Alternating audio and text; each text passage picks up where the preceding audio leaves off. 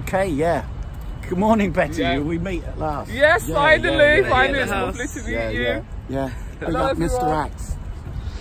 Yeah, me and Betty seem to share a common interest, I suppose. Yeah. And transgender, transhumanism. For sure. And I was just before MistaRax started filming, I was just saying to Betty that transgender, as most of us who've been discussing the topic know, is only the beginning of it. We've got the transracial, transspecies and things. But within transgender itself, there's over 50 subsects. And the ones I just discovered this morning was the really interesting one, is bigender. Yeah, bigender. You know, like bisexual, you can be bigender. And essentially what that means is that you can be male and female simultaneously, and each hour you could choose to present or not present. It's totally up to you. And sometimes these sneak up on you. This is how the theory goes. And before you know it, I could be speaking to you now, and the next hour I could say, no, hello, Betty, like that. You know, we used to call it schizophrenia in the old days, didn't we? Well, that's what it sounds like, doesn't it? It sounds like multi-personality disorder. That's what it sounds like, and it's just a freak show. That's what I say, it's a freak show. Yeah. Do you know what I mean? Government sanctioned mental illness. That's what's going on. And they're just trying to change people's perception of what they are, so they can come in with all their draconian laws and like. And can you feel it heating up? I mean, it's getting more and more common, because I was just thinking on the way on the bus that if you were to say to a 4-year-old that you could be born in the wrong body, immediately what you've done is to alter and question the whole concept of objective morality already on the biological level. That will lead to questioning, confusion, and then dysphoria. And dysphoria just means unhappy. I'm unhappy most of the time. And it's a really clever word for saying I just don't really like who I am. That's all it is.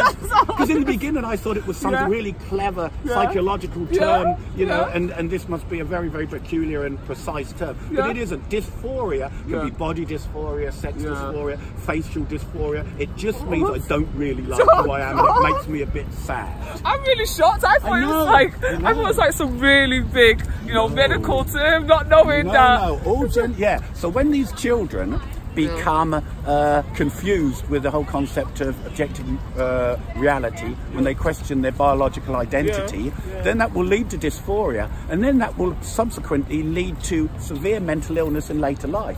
So what's happening is the seed of dysphoria is being put into children. And I tell you what that's going to reap in the next generations, I don't know. And I just mentioned to Betty that there's a charity called Mermaids, and one of their main focuses is on children and giving them information. By information, we know it's grooming, indoctrination. It's things that children, no way, when we were children, that concept wasn't even heard of up until about 10 years ago. It just called being a tomboy. Do you know what I mean? That's no big deal. You grew out of it. You know, some girls don't grow out of it. Some girls are more girly. Some girls are more. I've got 5 girls, and they're all different. You know. But the big thing is, they were given £500,000 by the National Lottery. National Lottery money. And Liverpool police had a transgender kind of special little celebration kind of party as well, just to show how inclusive they are.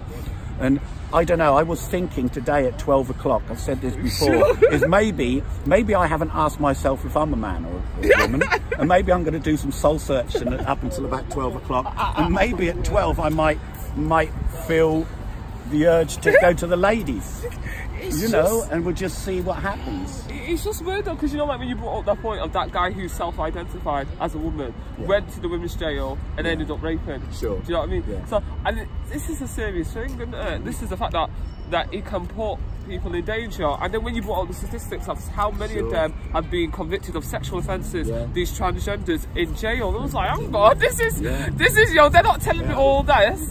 I'll give it to you in black and white here, Betty. I'm glad that we bumped into receipts, Colin, receipts. Yeah, receipts. No, we should. We most definitely should. You know Colin's always got receipts. Always, you've got to have them, mate. We only want evidence here, don't we? Don't opinion. This is it. So these are the stats from the. We better show the source as well, hadn't we? You know. Right. Hot off the press. Okay, the stats come from, where are they? I'll give you those, yeah. What it says is that 60 of the 125 transgender inmates it counted in England and Wales were serving time for sexual offences. That's roughly half. Half of the men in that identify as female in prison are in for sexual offences. And another big stat is a survey of roughly 3,000 trans women, which are men, showed that 60% at least were attracted to women. And of that 60%, of the the men who are trans women, 90% still got penises. Whoa! So I mean, not even women. And you know what, Betty? Do you find this? I find this really incredible. And it disturbs me. Is why is no one talking about it? Yeah. Because it's every time you talk about it, and every time you, like, as long as the government sanctions something, if you don't agree with it, they will tell you that you're hate speech. They will tell you. That's what they'll say. They'll say. And misgendering will be immediate hate speech. Probably be a criminal offence. Very sure. Because they say we have very draconian hate speech laws here compared to continental Europe and stuff like that. But also, you can just question science. You can question the whole biological reality that you've taught people for generations and stuff like that. You know, how can you change your gender? All you're doing is cosmetically changing yourself. And the very fact that you have to take hormones every day in order to stop yourself from reverting says a lot. Do you know what I mean? And it's like, and then also, you know, I was on one, I don't know, did you hear about that poster in Liverpool? Oh yeah, woman, adult female. Yeah. So one of the ladies posted a video and she talks about the fact that who is backing the transgender lobby. And he talks about what you find is the pharmaceutical company who make money because these people are taking hormones, synthetic hormones, every single day. Because in order to get a law changed, to get it from gender dysphoria, in order to just normal, you know, that takes money to lobby the government. Do you know what I mean? But laws don't just change like that. So who bankrolled them? Do you know what I mean? Who was benefiting it? And the surgeons, all these private surgeons that are going to do on the national health. You know, and I was just reading that the young girls who, I don't know, at the age of 11, 12, have had the idea put into their minds that they could be boys. They're actually binding their chests. And I remember in China, they used to bind their feet and you'd see they're all mangled. And effectively what happens is, it actually destroys all the body tissue in these young girls.